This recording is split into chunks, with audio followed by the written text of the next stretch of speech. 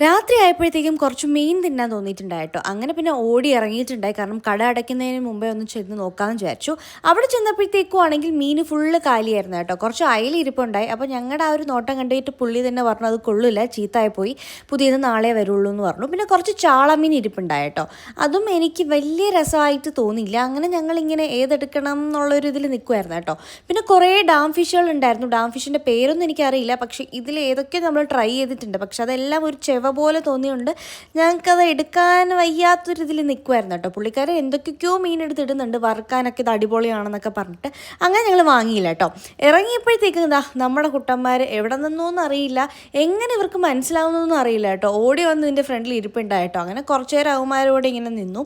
പിന്നെ നമ്മളുടെ അടുത്ത് ആര് വരും എന്നുള്ളൊരു ഇതിലായിരുന്നു കേട്ടോ. രണ്ടുപേരും കൂടെ അങ്ങോട്ടും ഇങ്ങോട്ടും കൂടെ ഫുൾ ടൈം കളിയായിരുന്നു കേട്ടോ. അങ്ങനെ പോയത് വെറുതെ ആയിപ്പോയി. മീനും കിട്ടിയില്ല, ഒന്നും കിട്ടിയില്ല. തിരിച്ച് നേരെ ഫ്ലാറ്റിലേക്ക്.